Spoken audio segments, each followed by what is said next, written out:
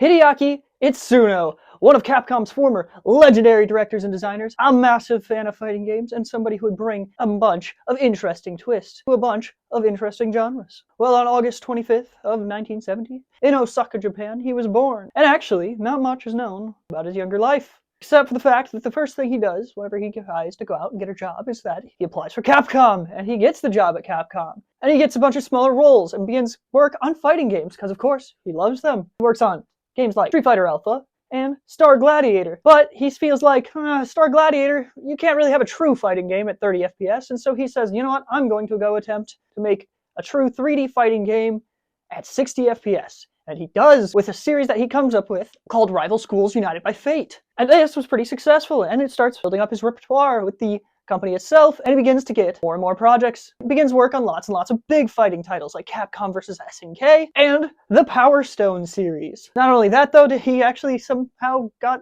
Auto Modelista as well, so a racing game under his belt, which is a classic and pretty good. In the very late stages of a project, he would be handed this whole thing to try and recover something, and that project that he got handed was Devil May Cry 2. This game would change the trajectory of his career going forward. It actually does not do well, and it is not well received, but Itsuno says, I can't let this be my legacy with this series. Team Devil, please stay with me, and Capcom, please let me take Devil May Cry 3 and show you what I can do. And you know what? It does.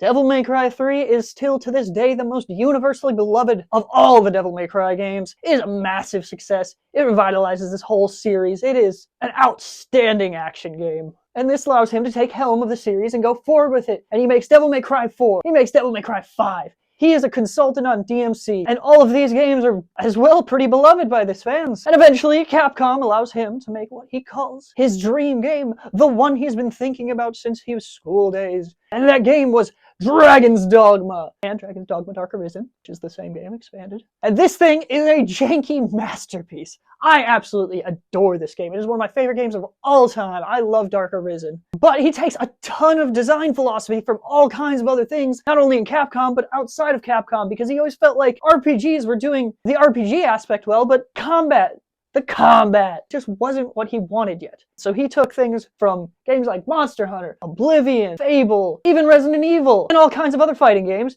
and he smacks it all together into this amazing action RPG experience. And of course, this eventually leads to him being able to direct the second one as well. But during that time, he kind of has a feudish with Capcom, and he decides on August 30th of 24 that he's finally going to depart the company after 30 whole years being at Capcom. But don't worry, he's already teased a new game, as he is working at Lightspeed Studios on, I have no idea.